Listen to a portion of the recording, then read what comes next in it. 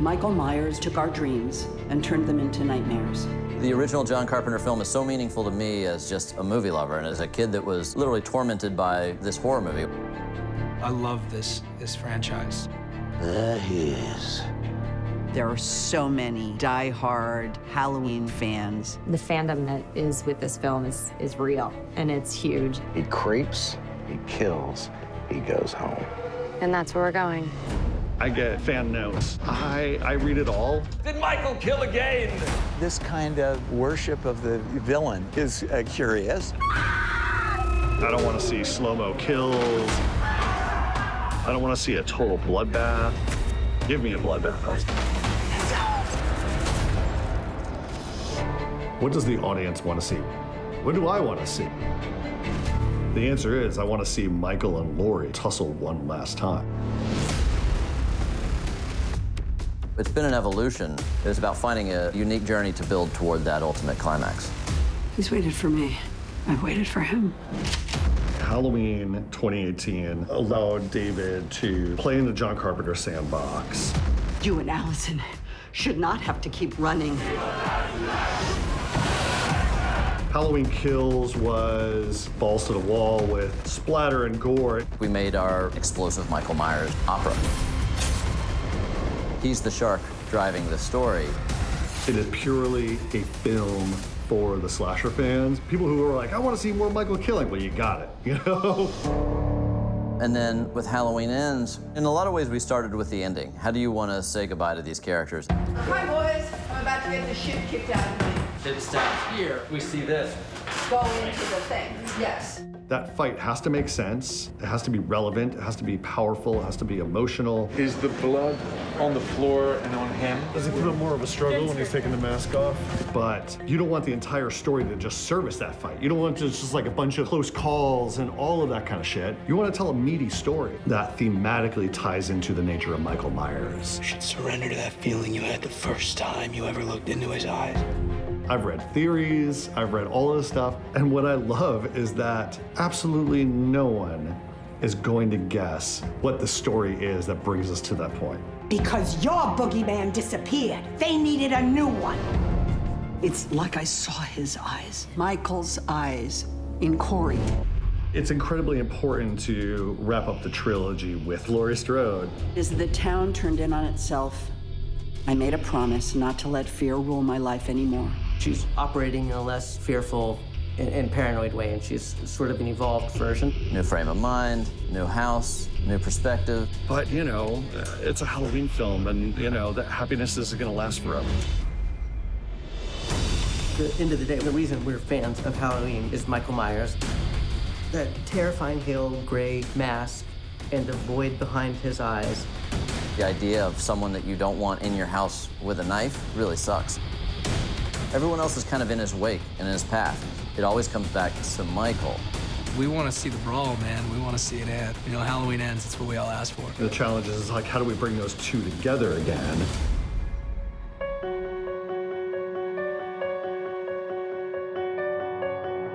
Even people that worked on the set didn't have the script.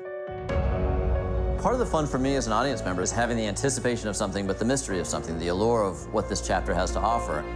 Someone's got a fact, or they've got a spoiler, or they think they know the ending. You know, there's something that people get out of that. I don't get it. We all know where this movie goes. We all know so many stories and threads of it. Let's try to keep it a secret. I just said pretty please to the fans and the crew and said, I think it's gonna be a lot more interesting if you don't know where it's gonna end. Let's try to have the audience have as much fun watching this as I know Paul and I had writing this and trying to evolve.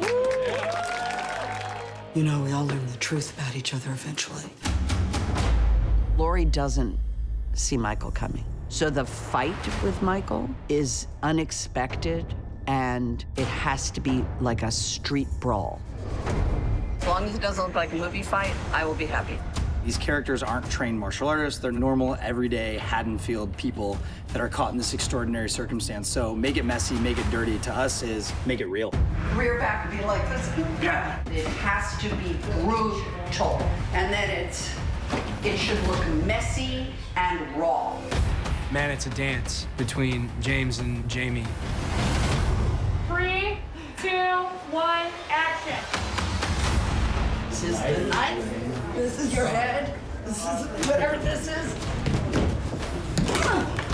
Oh. That's better. See, from this angle, it's creepier. From Paul's angle. I was there every day, and I did not need to be. And I watched every frame of that final showdown as a fan. That one was pretty sick. Yeah, it worked perfect. We also need this as he turns towards the pantry. A variety of hand gestures, like even hitting his leg or pawing is good. Plucking it, trying to rip it. Really struggle to pull. Yeah, great. Push. Nothing compares to this.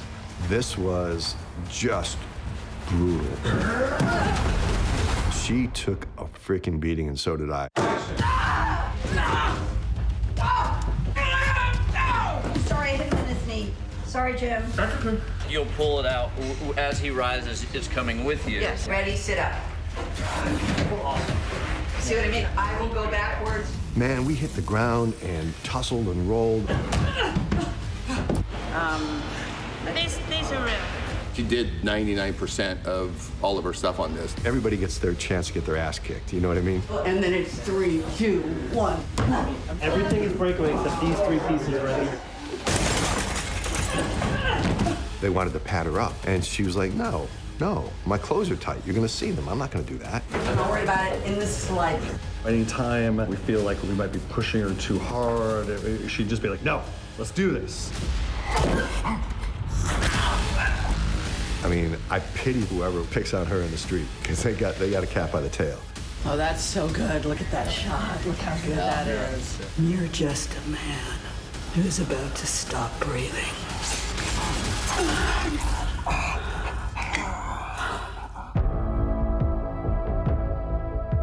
A story like this is never going to have a happy ending, per se, but it doesn't have to leave us devastated. There's been so many movies that have, quote-unquote, killed the boogeyman, but then he always finds a way to regenerate, restore, some sort of twist that gets him back up for the next chapter. We've done a lot of damage to this dude, but what can we do to really say night-night?